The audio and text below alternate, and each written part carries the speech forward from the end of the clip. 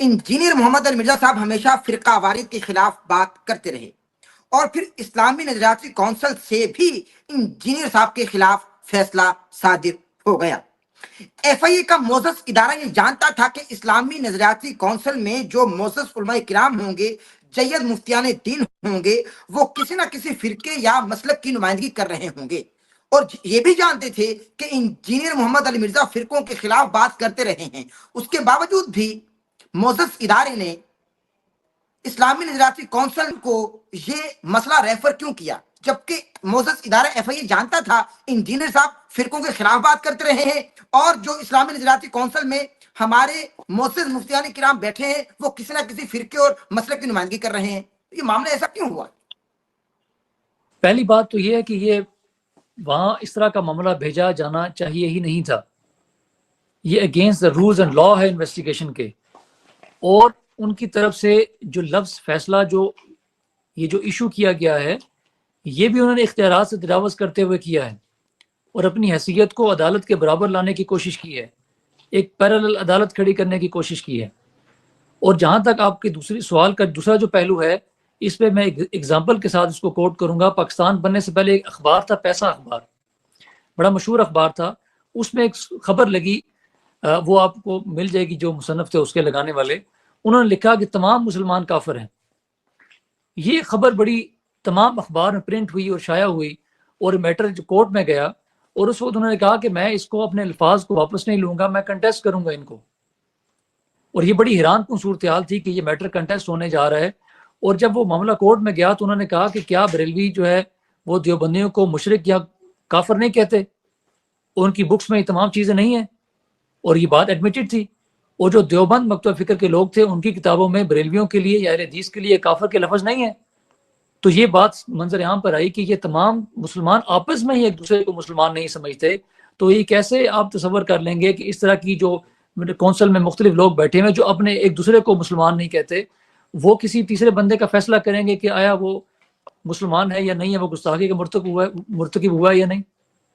یہ حیران کو صورتحال ہر حوالے سے ہے۔ تو یہ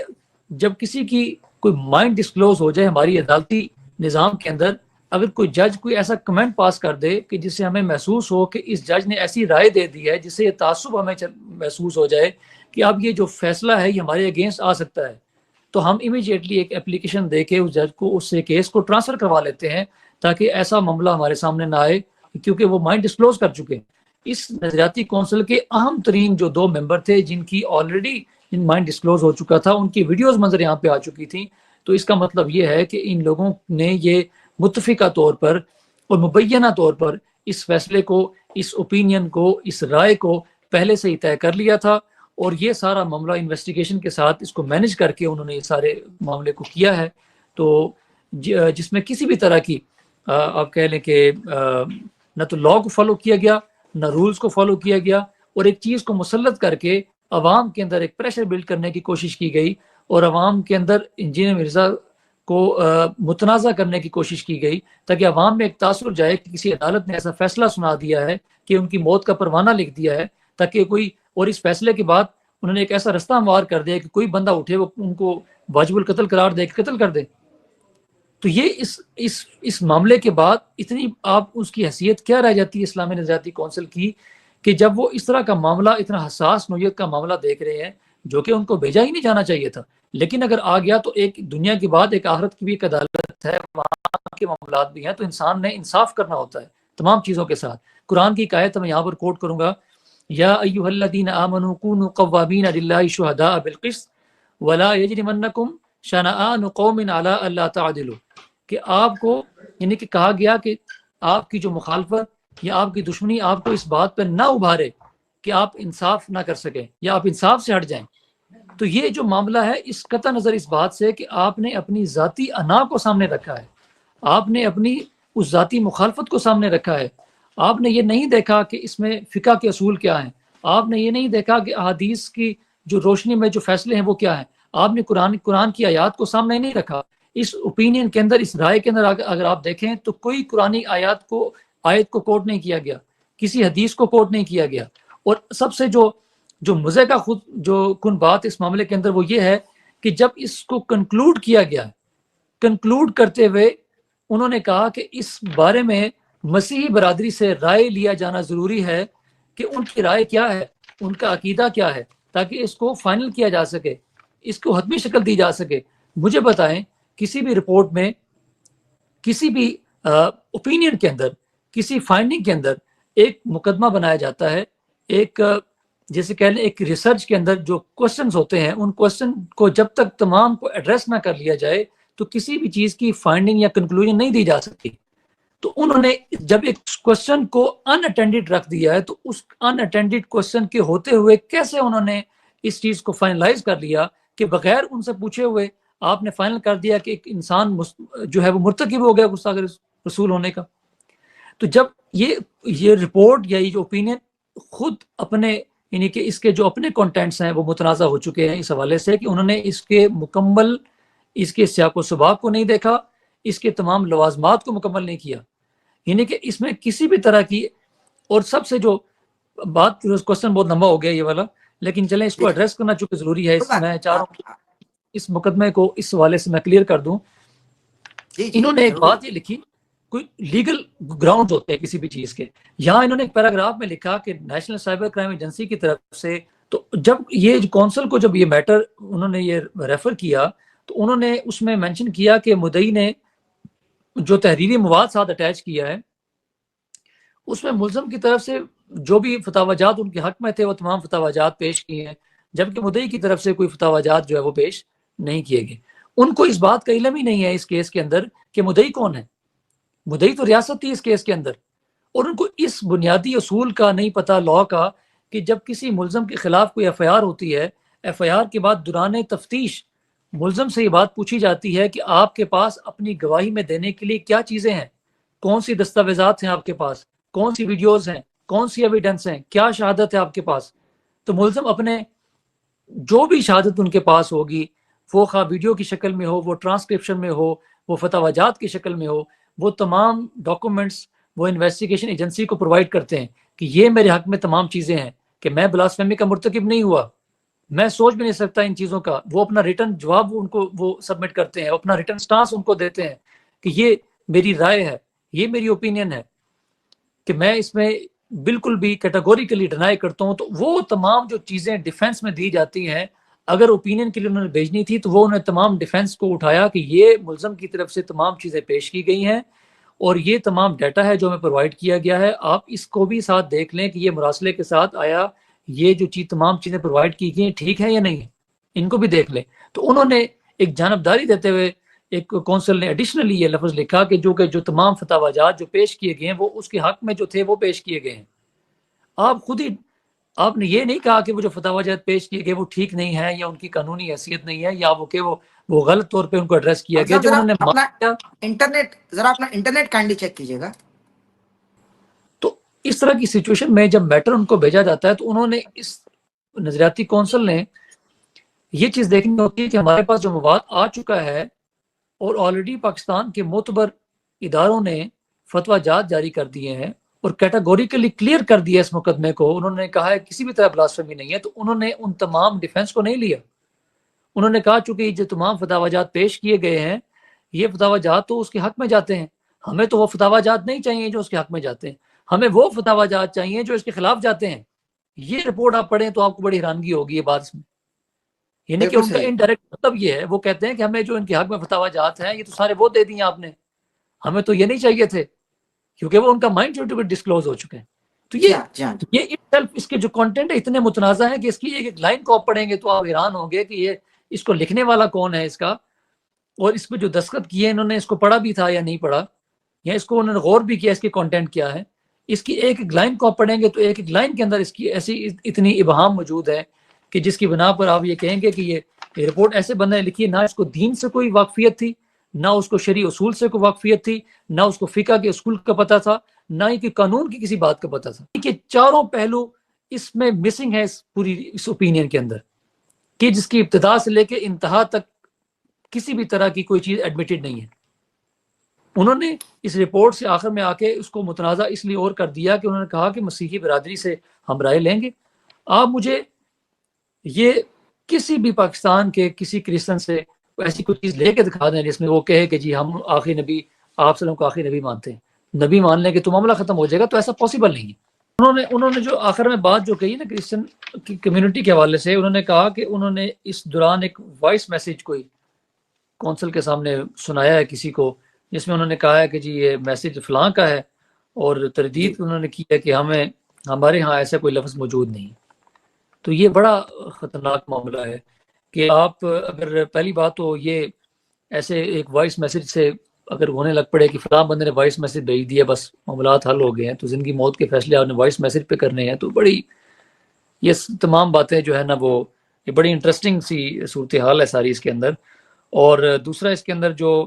انہوں نے کہا کہ پاکستان کے جو اہم ترین مسیحی قائدین ہیں وہ کہتے ہیں یہ ہمارے اوپر تہمت ہے کہ ہم ایسا نہیں کہتے۔ تو اس کے لیے بنیادی جو چیز ہے، اب یہ بات میں کافی دفعہ ویسے کہہ چکا ہوں، یہ بات جو ہے کہ عقیدے کی جو وضاحت ہوتی ہے وہ کتابوں سے ہوتی ہے۔ جی تو ان سے پوچھا نہیں جاتا کہ آپ بتائیں کہ جی آپ کیا سمجھتے ہیں ان کے بارے میں، جب آپ کی کتابیں جب یہ کہہ رہی ہیں تو وہی سمجھا جائے گا۔ جیسے میں اکثر جی اگزامپل دیتا ہوں فرانس کے مظاہروں کا، کہ فرانس میں جو آئے سال مظاہرے ہوتے ہیں، یعنی کہ آپ صلی اللہ علیہ وسلم کی شان کے خلاف جو نعوذ باللہ خاکے بنائے جاتے ہیں، جس سے پوری مسلمان امت کو تکلیف پہنچتی ہے، اور ملک بھر میں ہم بھی مظاہرے کرتے ہیں، ان میں شریک ہوتے ہیں، اور ان جی کے خلاف سراپا احتجاج ہوتے ہیں کہ یہ جو جی معاملہ ہو رہا ہے اس کو فی الفور بند کیا جائے، اس تماشے کو بند کیا جائے، ان کے خلاف قانونی جی کارروائی کی جائے، فرانس کا بائیکاٹ کیا جائے۔ مجھے بتائیں یہ فرانس کے لوگ ہیں کون؟ یہ کون لوگ ہیں جو اس طرح کے کام کرتے ہیں؟ یہ کرسچن لوگ ہیں۔ آپ بڑے حیران ہوں گے، یہ یہودی ہیں، کافر نہیں ہیں۔ تو یہ باتیں آج یہ لوگ جو ان کا دفاع کر رہے ہیں کہ وہ ایسا کچھ نہیں کہتے، آپ مجھے بتائیں کہ اس آڑ میں آپ ان کا دفاع کر رہے ہیں کہ اپنے ایک مسلمان کو آپ سولی پہ چڑھانے کے لیے ان کے دفاع میں لگ گئے ہیں، کہ ان کے پورے عقیدوں کا دفاع کر رہے ہیں۔ ہزاروں پبلیکیشنز ہیں، ابھی آپ گوگل اسکالر میں جائیں اور گوگل اسکالر میں آپ یہ ورڈز لکھیں کہ how the Christian thinks about